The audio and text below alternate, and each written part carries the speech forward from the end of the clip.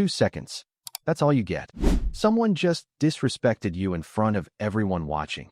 And in those 2 seconds, you're already deciding something. Whether you become the villain of this story or the one everyone in that room quietly ends up respecting.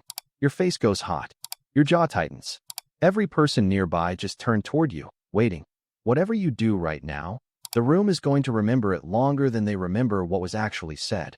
Most people do one of two things here, and both of them lose. They snap back loud enough for the whole room to hear it. Or they swallow it, smile, and stew for the rest of the day, replaying the perfect comeback 3 hours too late. You've done one of these. Everyone has. Both feel like protection. Neither one is. Get loud, and you hand the room a story where you're the one who lost it over nothing. Go silent, and you hand them a win they didn't even have to earn. Here's the part nobody tells you. Disrespect isn't testing your patience. It's testing your reaction time. Whoever loses control of themselves first loses the room. Not the loudest person, the calmest one. There's a 3-part sequence that flips this completely, and it only works if you use all 3 in order. Skip one, and the other 2 fall apart. Stick with me to the third. That's not just the strongest one. It's the one that changes how this person treats you every single time after, not just today. Every eye on you right now isn't judging whether you fight back. They're judging whether you flinch. Phase 1 is the power pause. The second the disrespect lands, do not speak. Don't gasp. Don't react. Don't even change your expression. Look at them, completely calm, and let 1 full second pass. Longer than feels natural, longer than they braced for. That 1 second breaks something they didn't plan for. They rehearsed for friction, anger, embarrassment, a scramble to explain yourself. That's the fuel they're expecting. Dead silence isn't fuel. It's the opposite. Watch their face in that gap. They start filling it themselves, backpedaling, wondering if it actually landed. You haven't said a single word, and the weight of the moment already shifted off you and onto them. But the pause by itself doesn't finish anything. It just buys you the opening for what happens next. And this next part is where most people freeze up. Phase 2 is to name the move. Now you speak, not to argue, to describe.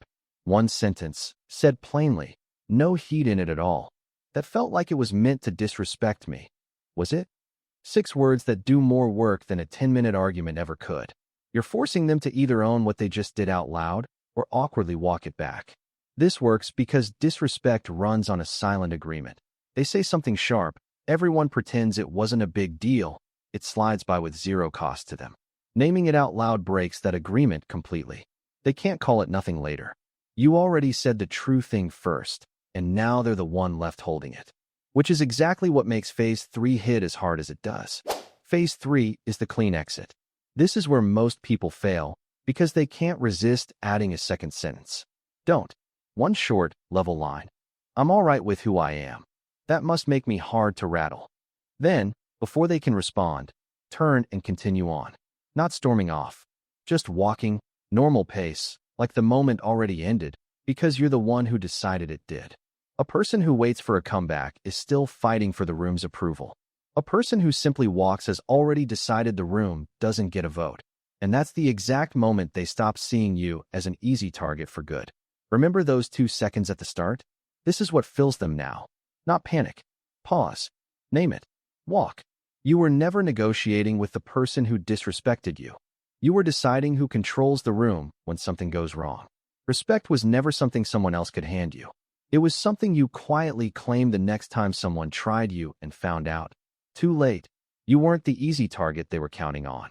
Tell me which phase you'd find hardest to actually do in the moment. I read every comment. And if you want the rest of this psychology, that's what's here every week. Subscribe. Stay composed.